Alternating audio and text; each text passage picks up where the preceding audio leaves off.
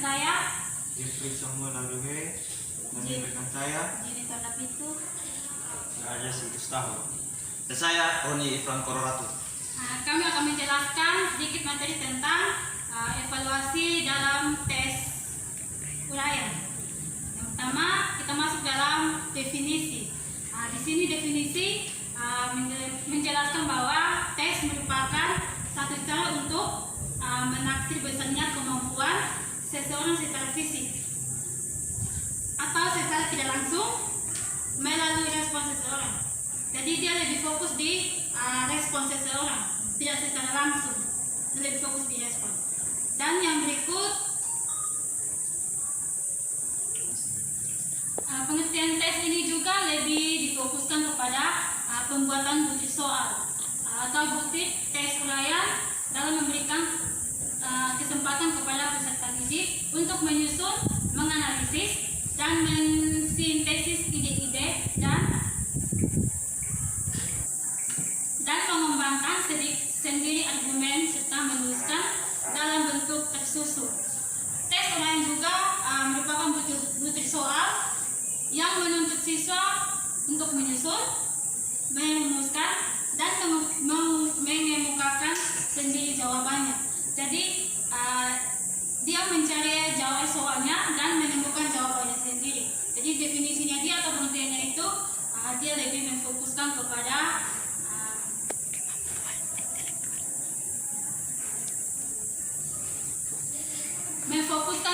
pembuatan butir soal. Dan yang berikut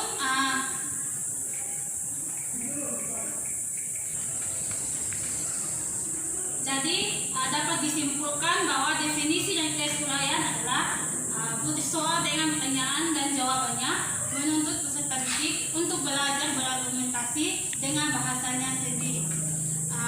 Itu dari definisi, dan berikut kita masuk pada ciri-ciri. Baik, di sini saya akan menjelaskan ciri-ciri tes uraian. Tes uraian banyak digunakan untuk mengukur kemampuan yang lebih tinggi dalam aspek kognitif seperti menggunakan menganalisis, menilai, dan berpikir kreatif. Sebab itu, melalui tes tipe ini, peserta didik diajak untuk menerangkan, mengungkapkan, menciptakan, membandingkan, maupun menilai suatu objek evaluasi. Akan tetapi, tes uraian menyediakan kebebasan kepada peserta didik dalam menentukan responnya terhadap materi yang ditanyakan. Peserta didik menyusun menggunakan bahasanya sendiri dan pengetahuan yang telah dimilikinya dalam memformulasikan jawaban yang disusunnya. Ciri utama tes uraian yaitu setiap peserta menyusun jawabannya sendiri dengan meminimalkan hambatan yang akan timbul. Peserta didik menggunakan bahasa dan kata-katanya sendiri dalam menjawab pertanyaan, biasanya menggunakan tulisan tangan sendiri atau menggunakan ketik di komputer. Pertanyaan diajukan lebih bersifat umum dan sangat sedikit jumlahnya, serta kurang mewakili semua bahan atau materi belajar. Peserta didik mengemukakan jawabannya dengan bermacam-macam kelengkapan dan ketelitian sesuai dengan kondisi masing-masing. Adapun ciri-ciri tes uraian yang lain yaitu sebagai berikut. Pertama, berbentuk pernyataan. Dua, menuntut untuk memberikan pendapat. Tiga, jumlah butir soal yang terbatas.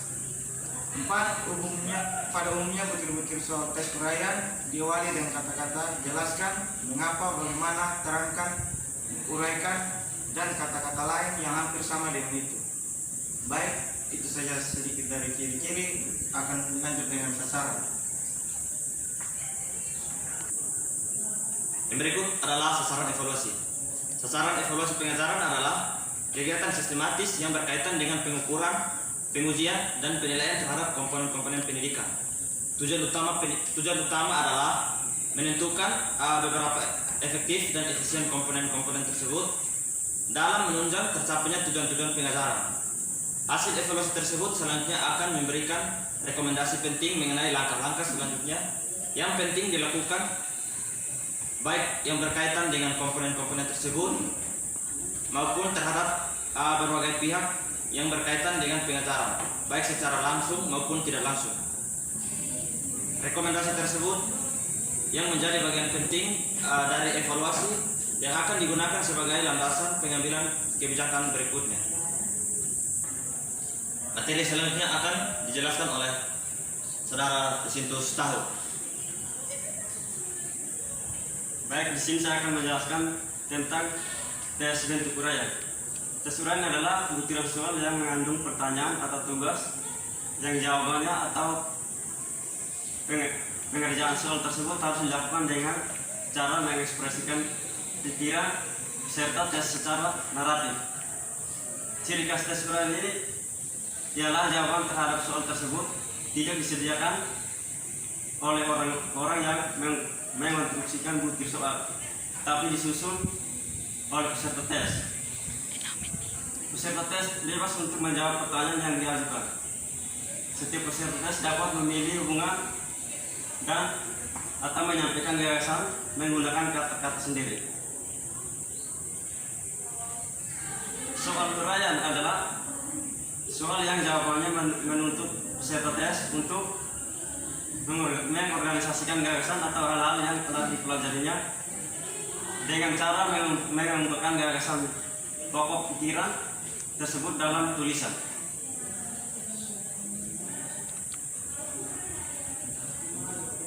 Sudah ngomong dong. Yup. Baik, penjelasan selanjutnya akan disampaikan oleh Saudara Jenny. Baik, bentuk tes uraian dapat diklarifikasikan dalam dua tipe, yaitu uraian bebas dan tes uraian terbatas. Perbedaan kedua tipe tes uraian ini adalah atas dasar berkesannya kebebasan yang diberikan kepada peserta tes untuk mengorganisasikan, menulis dan menyatakan pikiran, tingkat pemahaman dan terhadap pokok permasalahan dan gagasannya. Sebagaimana telah ditemukan, perbedaan utama antara tes uraian bebas dan uraian terbatas tergantung kepada kebebasan memberikan jawaban.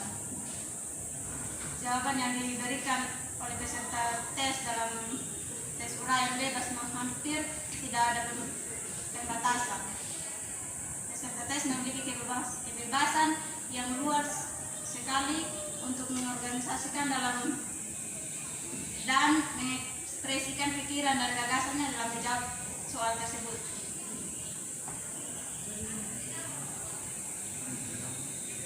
Jadi jawaban siswa bersifat terbuka, fleksibel dan tidak terstruktur.